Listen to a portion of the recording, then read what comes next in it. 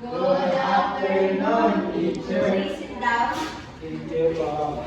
Since we already discussed the describing words or adjectives, I want you to test your knowledge and answer these questions. All you have to do is to underline the words that have a adjectives. Okay? Number 1 who wants to answer.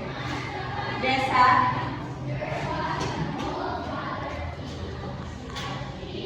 Mr. Teacher, okay, please read everyone. Annie is my best friend. So the describing words here is the Best friend. Okay, the answer is correct. Number 2, who wants to answer? JK.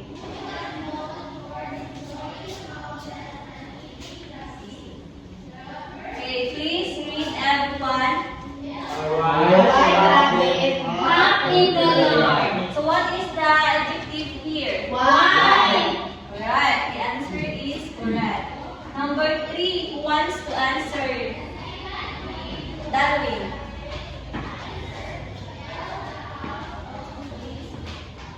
Please read everyone. Some got a red car for Christmas. So what is the describing words here? Red. Okay, very good. Next, who wants to answer? Tapia.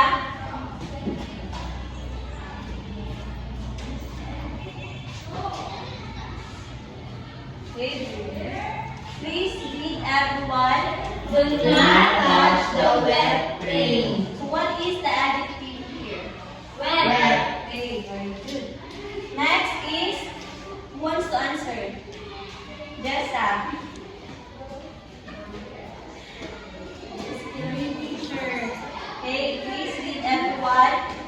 Tom is reading a silly book. So the describing words here is the Scary. Okay, very good.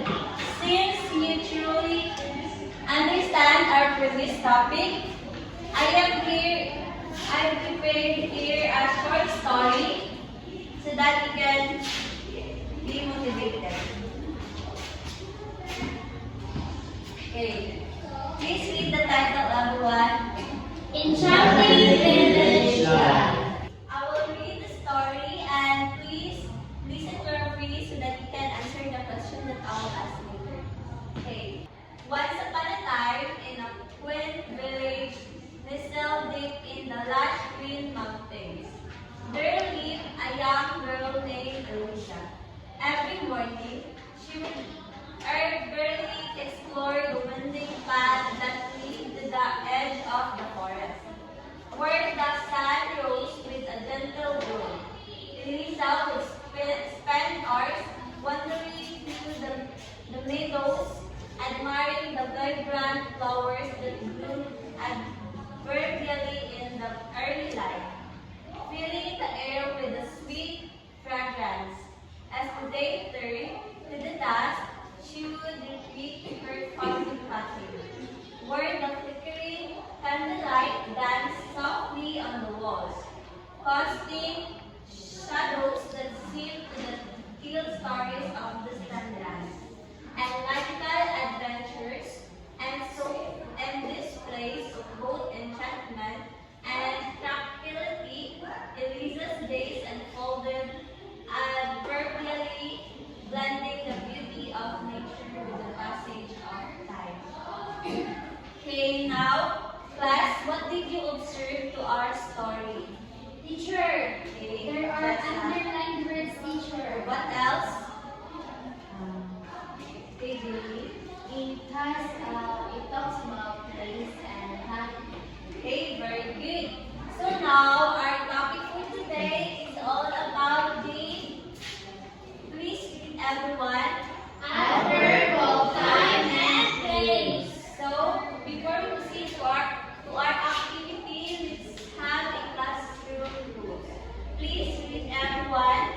Sit properly. Listen to the teacher when she or he speaks. Ask for help when you need it. Listen and follow direction.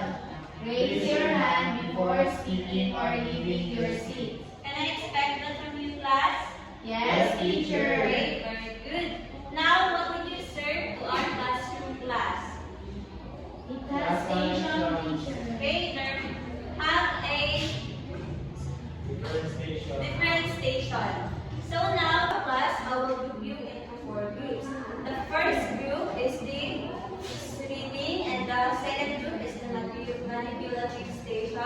The third is the art station, and the fourth is the writing station. I will give you 5 minutes to answer the card that have in the station, and after that we go to the other station. Understand, class? Yes, teacher. Now you now proceed to the station that you belong.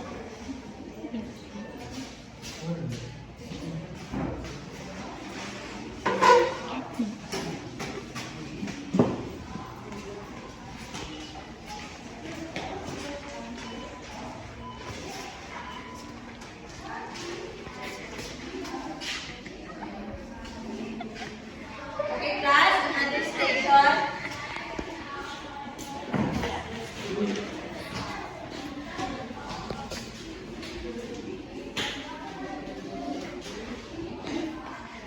Okay, class, you proceed to other station.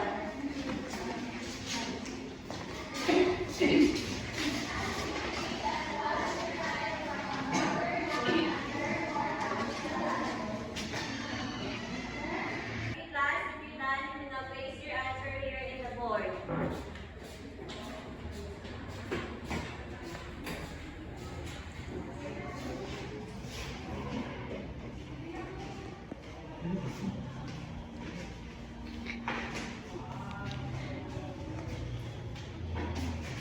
Okay, thank you. Now I will check your answer if it's correct or wrong. So the work of Tapia, they manipulative station. So his answer is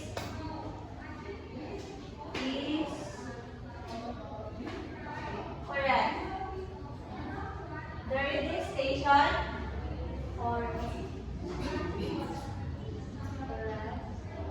All of your answer is correct, and her art, his art, want to visit in the city.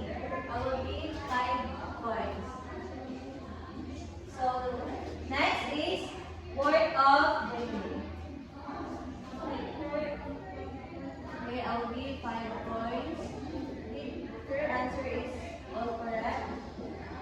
Manipulative. And next is word of W. Really? All his answer is correct. I will give 5 points. Okay, next is Jessa. All your answer is correct.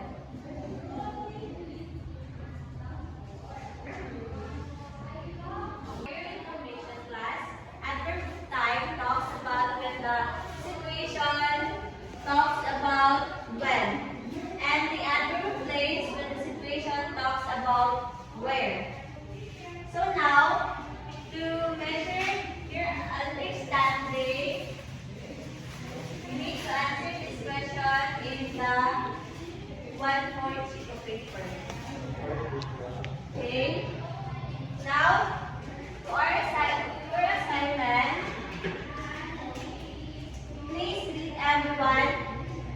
As an instance from your parents to help you create 5 simple sentences using Okay, write it in your assignment notebook. Okay, that's all class for today. Goodbye. Good